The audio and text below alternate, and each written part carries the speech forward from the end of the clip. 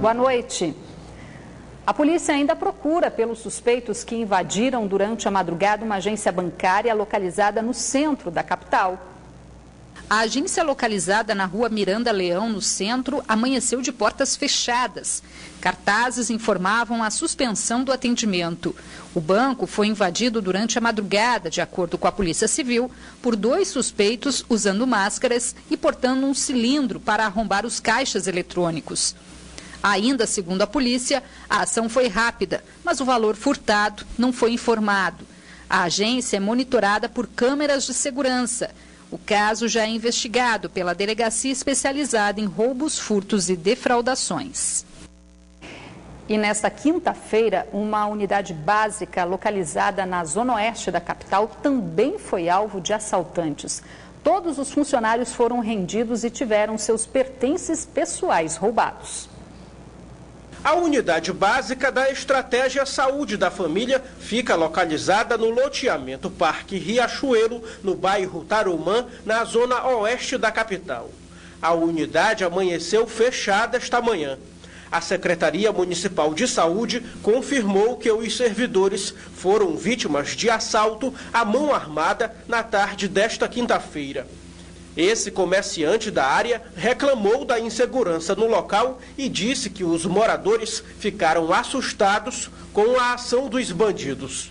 As moças que ficam aqui no atendimento, eles chegaram e renderam elas. De acordo com funcionários que não quiseram se identificar, os criminosos levaram pertences pessoais das vítimas. A direção registrou um boletim de ocorrência. A previsão é que o funcionamento seja retomado na segunda-feira. Seu Zildo veio à unidade e se deparou com as portas fechadas. E a única mais perto que tem é ela. Nós precisamos dela. Um homem de 26 anos foi preso pela Polícia Federal na manhã de hoje, suspeito de participação no roubo a uma agência dos Correios, ocorrido em abril deste ano no município de Presidente Figueiredo. Elano Barros de Souza não resistiu ao mandado de prisão e foi encaminhado para Manaus. Durante a operação, 3 mandados de busca e apreensão também foram cumpridos e 5 testemunhas foram ouvidas. Elano será encaminhado à cadeia pública Raimundo Vidal Pessoa. Após 20 horas de julgamento, a socialite Marceline Schumann foi condenada na noite de ontem por tentativa de homicídio contra Denise Silva. Mas ela vai cumprir a pena em regime semiaberto. Dos outros 4 envolvidos, 3 também foram condenados pelo mesmo crime e 1 foi absolvido. Foram mais de 20 horas de argumentos e contra-argumentos. Já era noite quando o juiz Mauro Antoni fez a leitura da sentença. Os réus estavam impacientes e apreensivos. Na plateia, familiares e amigos dos acusados também estavam apreensivos. Quando o martelo foi batido, o choro e a tristeza ficaram estampados no rosto. 4 dos 5 réus foram condenados pelo homicídio qualificado tentado ou tentativa de homicídio, ocorrida em 2014 contra a estudante de Direito Denise Almeida. E condena os réus Marceline Santos Schumann, Jaime Maquidão Lopes Castelo Branco, Karen Marques e Rafael Léo Santos, pelo crime de homicídio tentado, qualificado. A socialite Marceline Schumann, considerada a mentora do crime, foi condenada a 7 anos, 9 meses e 4 dias de prisão em regime semiaberto. Mesmo condenada, a socialite parecia satisfeita. Ao conversar com o advogado e familiares, Marceline sorri e demonstra estar aliviada e contente com a sentença. Eu tinha combinado com a Marceline, se nenhuma das minhas teses, as minhas 4 teses, não surtisse nenhum efeito, não fosse acatada pelos jurados, nós não iríamos recorrer. Ela quer que acabasse isso hoje. Charles McDonald, que era acusado de encomendar o crime, também foi condenado a 8 anos, 9 meses e 5 dias de prisão. McDonald, que negava ter mandado matar Denise, vai cumprir sentença em regime fechado no mesmo presídio onde já estava preso. Rafael dos Santos, conhecido como Salsicha, responsável pelos disparos que atingiram a vítima, também foi condenado a 8 anos, 9 meses e 5 dias de prisão. Assim como McDonald, Salsicha também vai cumprir pena em regime fechado. O júri popular também condenou Karen Marques, acusada de fornecer a arma do crime. A ré foi condenada a 6 anos, 5 meses e 18 dias de prisão em regime semiaberto. Ednei da Costa, conhecido como o Bombado, foi o único absorvido das acusações. Na contramão das outras sentenças, o júri popular entendeu que Ednei não teve participação no crime. Somada à sentença de todos os condenados, a pena ultrapassa 30 anos de prisão. É muito difícil você emplacar uma tese de desclassificação para lesão quando a pessoa mira na cabeça e atira 3 vezes. É muito difícil. Então isso era um júri difícil. Os acusados foram muito bem defendidos, tanto é que na votação da absolvição deu 4-3 pela condenação. Além da sentença condenatória, todos os condenados vão pagar uma multa compensatória pelo dano causado a Denise Almeida, que somada chega a R$18 mil. O governo do Amazonas resolveu voltar atrás da decisão de autorizar nos rios aqui do estado o cultivo de espécies de peixe exóticos e que não são nativos da região. A autorização está prevista na Lei da Aquicultura, que foi sancionada no início desta semana e que causou polêmica entre os ambientalistas. Na busca de uma nova alternativa econômica para incrementar a arrecadação do estado, o governo do Amazonas está apostando na produção de peixes. Para isso, nos últimos meses, o governo trabalhou em um decreto de lei que disciplina a atividade de aquicultura aqui no estado e dá outras providências. Mas nem tudo saiu como esperado pelos órgãos ambientais. A lei reúne artigos que possibilitam a autorização para o cultivo de espécies exóticas não nativas dos rios da região e ainda possibilita a construção de barragens em igarapés para a criação de peixes. A chamada Lei da Aquicultura foi sancionada pelo governo do estado na última segunda-feira. Desde então, começaram as críticas e as moções de repúdio de órgãos ligados ao meio ambiente. Até o ministro da pasta, senhor José Sarney Filho, divulgou uma nota no portal do Ministério e classificou o fato como um retrocesso ambiental.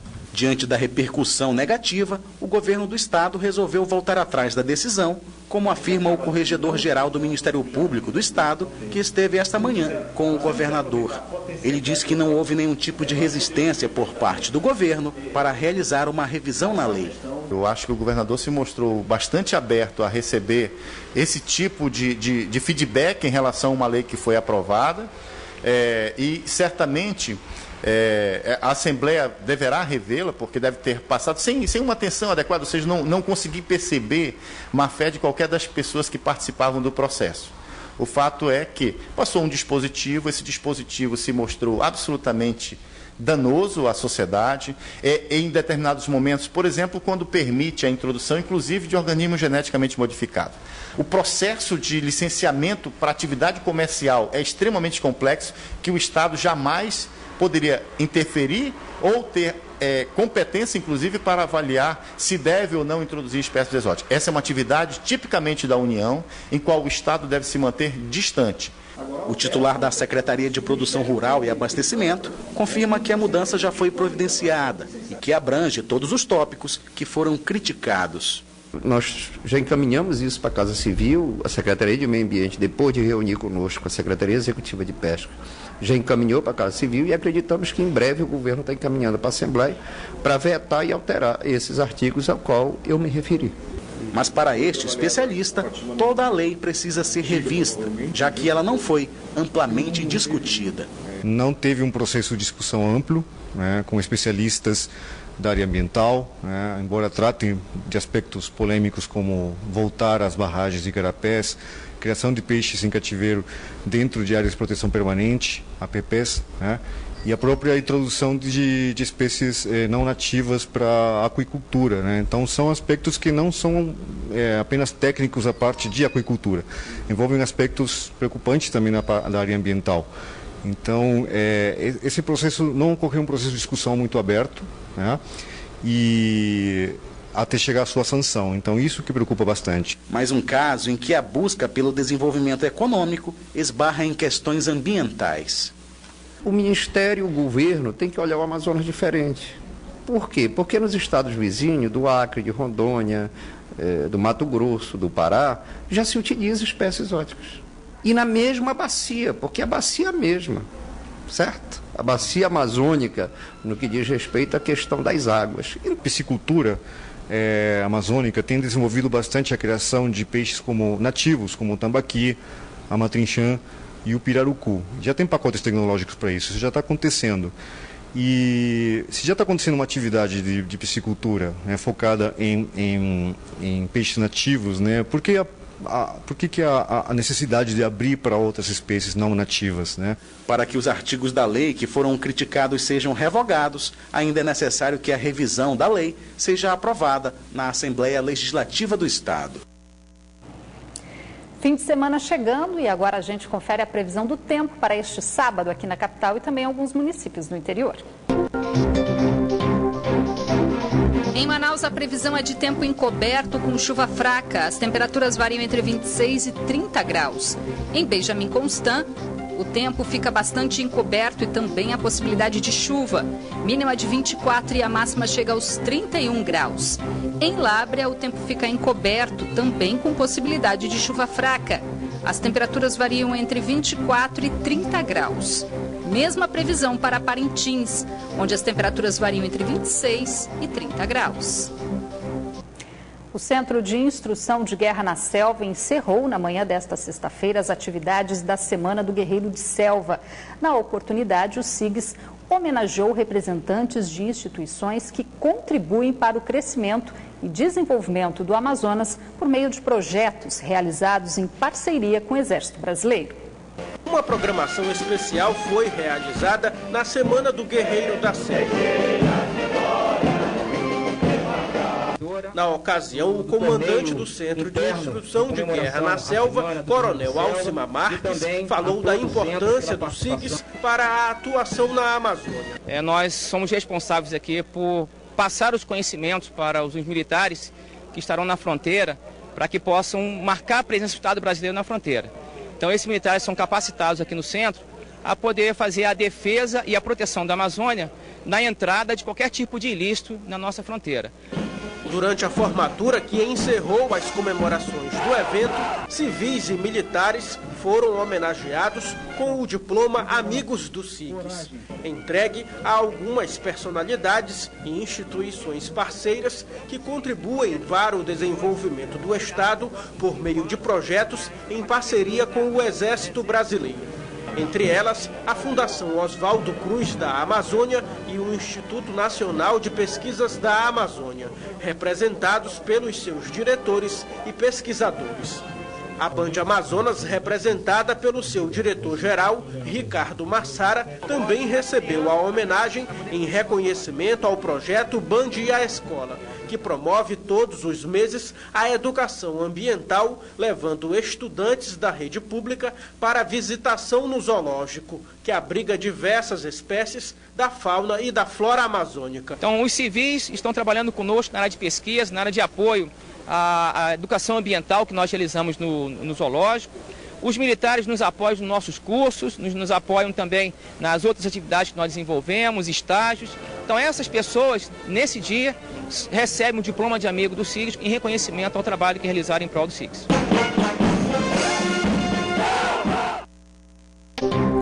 Eleições 2016. O deputado federal pelo PRB do Amazonas, Silas Câmara, anunciou hoje que é pré-candidato à Prefeitura de Manaus.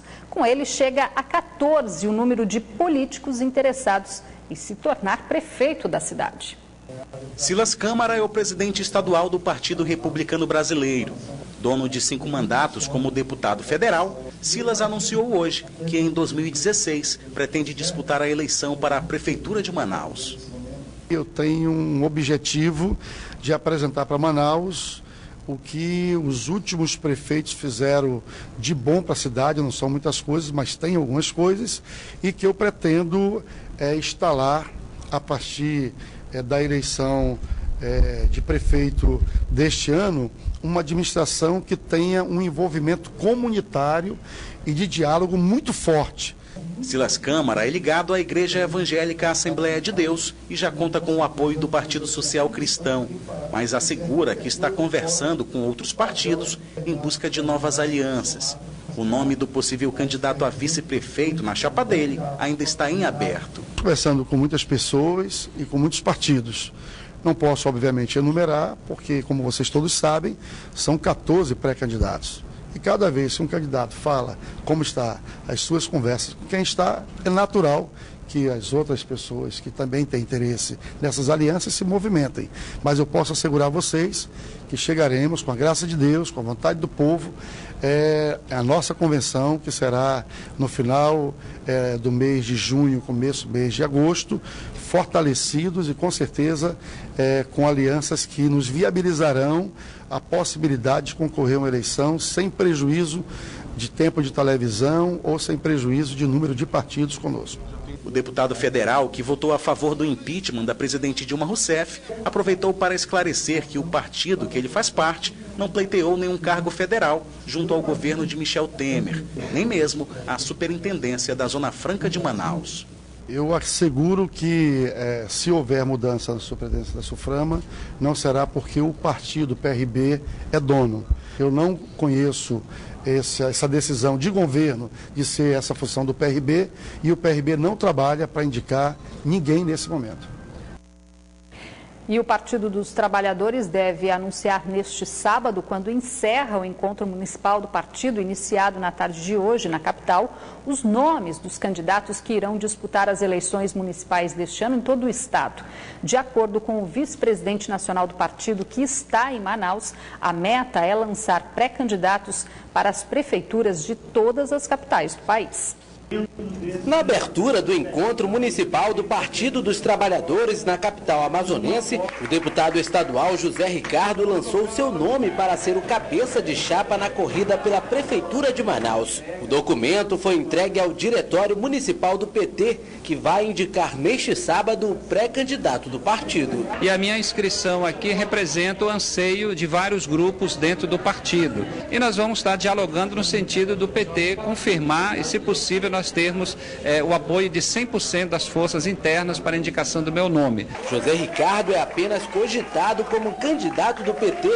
O também deputado Sinésio Campos é outro nome do partido para a disputa eleitoral. Mas quem vai decidir de fato são os delegados e militantes do PT que participam do encontro. Nós vamos achar um bom momento, um bom caminho e o melhor nome para fazer a disputa, com certeza. O encontro do Partido dos Trabalhadores em Manaus contou com a presença do vice-presidente nacional do partido, Jorge Coelho, que falou da possibilidade de retorno de Dilma Rousseff à presidência da República após a votação do impeachment no Senado previsto para julho.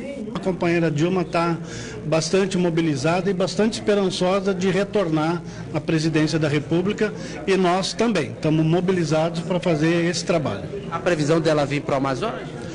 Ainda não, porque nós estamos cumprindo uma primeira agenda, né, na região Nordeste, mas eu acredito que na próxima oportunidade Manaus estará contemplada com a visita da presidenta Dilma.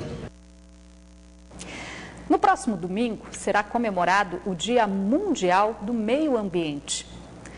Mas na capital da floresta, um dos maiores desafios é recuperar as áreas degradadas pelo crescimento urbano desordenado na cidade, que vive um verdadeiro contraste. Apesar da localização, Manaus é uma das capitais menos arborizadas do país. Mas algumas propostas tentam reverter essa realidade, como mostram os repórteres Tiago Gonçalves e Josenilson Guerreiro.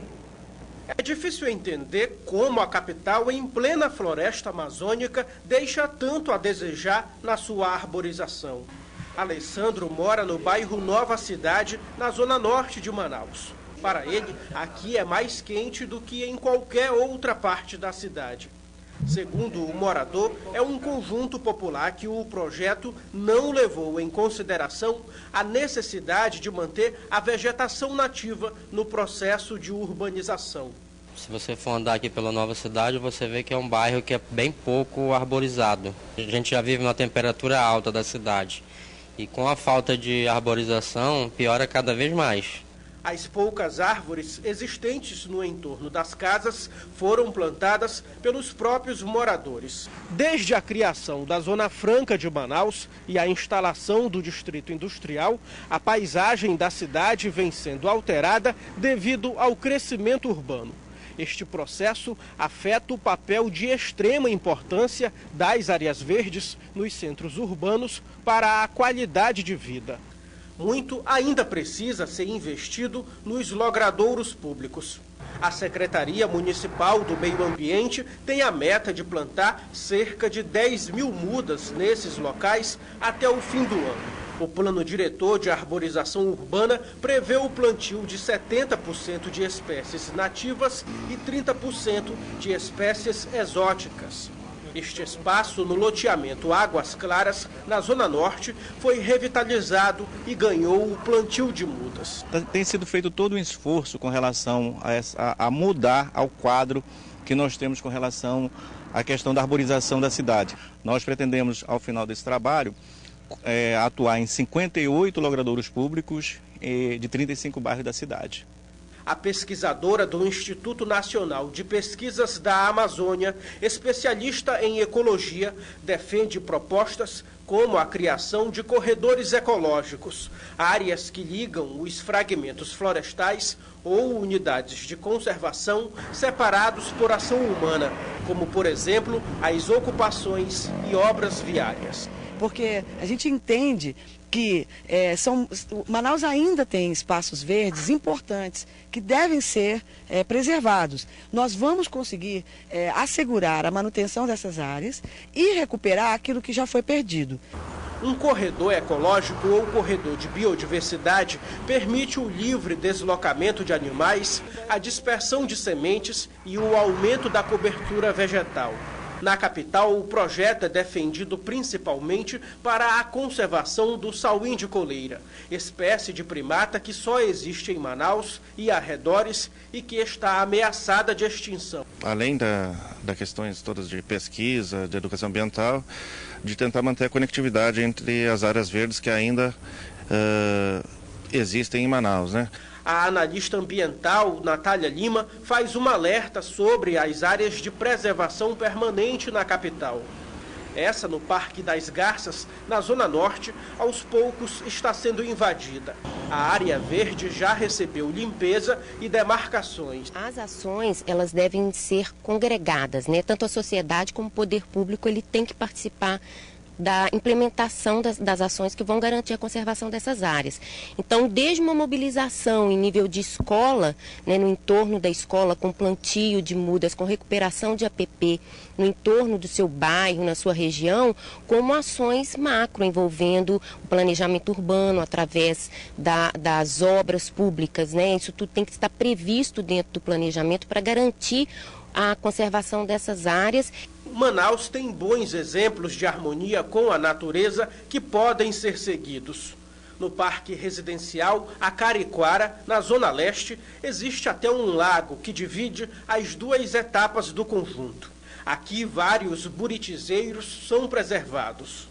O quintal da casa da Érica é um verdadeiro canteiro verde. As plantas e as árvores frutíferas têm grande importância por aqui. A moradora, que é formada em ciências biológicas, já fotografou na área de preservação ambiental animais silvestres como bicho-preguiça, cutia e tamanduá-mirim. Quem também sempre aparece para dar bom dia é o sauim de coleira. O Acariquara é um paraíso assim, da Zona Leste. É um dos melhores lugares para se morar para quem gosta de natureza. A qualidade de vida que a gente tem aqui, assim, não dá para medir, né? O ar é puro, vale muito para nós moradores aqui do Acariquara.